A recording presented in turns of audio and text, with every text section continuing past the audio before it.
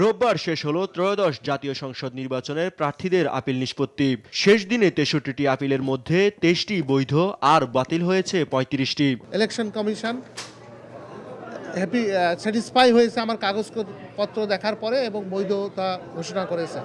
আর আমার 25 বছর আগে একটা অজানা $800 বিল ছিল, সেটা আমি জানতাম না। ওটাও তো জানা মাত্র দিয়ে দিয়েছি এবং সেটাও আমাদের অ্যাকসেপ্ট হয়েছে। শেষ দিনে দ্বৈত নাগরিকত্বের বেশিরভাগ অপেক্ষমান আবেদনকে বৈধ ঘোষণা করেছে ইসি।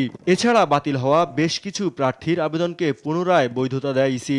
দ্বৈত নাগরিকত্ব ইস্যুতে বিএনপির প্রার্থী শামা ওবায়েদকে বৈধতা দেয় ইসি।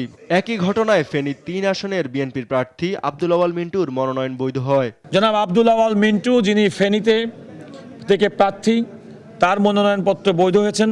মিস শামা ওবায়েদ, যার বিরুদ্ধে কোনো আপিল ছিল না কিন্তু কমিশন সুমোটো রেখেছিল, সেটা বৈধ হয়েছেন।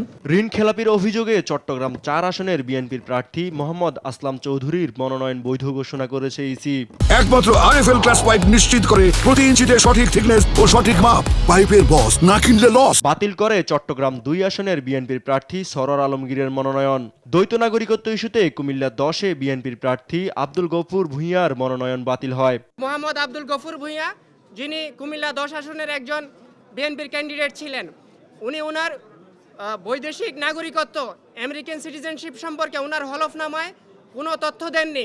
টানা ৯ দিনের শুনানিতে উপস্থিত ছিলেন প্রধান নির্বাচন কমিশনার এএমএম নাসির উদ্দিন সহ অন্যান্য কমিশনাররা। শেষ দিন শুনানি কক্ষে সিইসি বলেন, ভোট সুন্দরভাবে সমাপ্ত করতে হলে সকলের সহযোগিতা প্রয়োজন।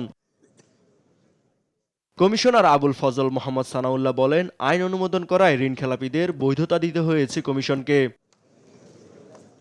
এদিকে শেষ দিনে দুটি সহ জাতীয় পার্টির মোট ৪২ জন মনোনয়ন ফিরে পেয়েছে। ইউসুফ ভূঁইয়া, দেশ টিভি, ঢাকা।